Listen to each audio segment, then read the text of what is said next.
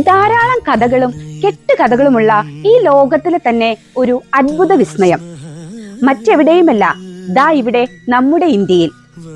17-ാം നൂറ്റാണ്ടിൽ തന്റെ കോട്ടയ്ക്കുള്ളിലിരുന്ന് ഒരു മുഗൾ ചക്രവർത്തി അദ്ദേഹത്തിന്റെ സുന്ദരിയായ ഭാര്യയോടൊപ്പം ചതുരംഗം കളിക്കുകയായിരുന്നു. പൂർണ്ണ ഗർഭിണിയായിരുന്ന അവർക്ക് പെട്ടെന്ന് തന്നെ ആരംഭിച്ച ഈറ്റുനോവിൽ അമിത രക്തസ്രാവം വന്ന് അവർ മരണത്തോട് മല്ലിടുമ്പോൾ തന്റെ ഭർത്താവിന്റെ കൈപിടിച്ച് അവൾ ആ സത്യം ചെയ്യിക്കുന്നു.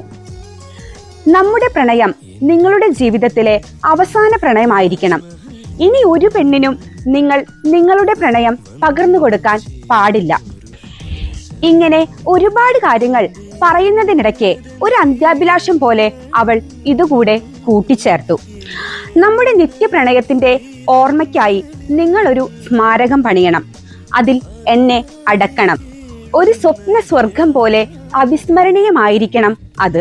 തന്റെ പ്രിയ പത്നി മുംതാസ് മഹലിനായി ആഗ്രയിൽ യമുന നദിയുടെ തീരത്ത് വെണ്ണക്കല്ലിൽ തീർത്ത ആ മനോഹര സൗധം പണിഞ്ഞ ചക്രവർത്തിയുടെ പേര് ഷാജഹാൻ.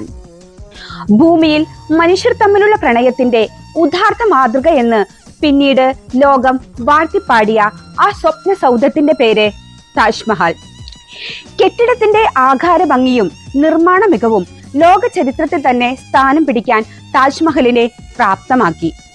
വിശ്വസ്തതയില്ലായ്മ സ്നേഹബന്ധങ്ങൾക്ക് വെല്ലുവിളിയാകുന്ന ഈ കാലത്ത് സ്വന്തം പത്നിക്ക് വേണ്ടി താജ്മഹൽ പണിത ഷാജഹാൻ നമുക്കൊരു മാതൃകയായിരിക്കട്ടെ.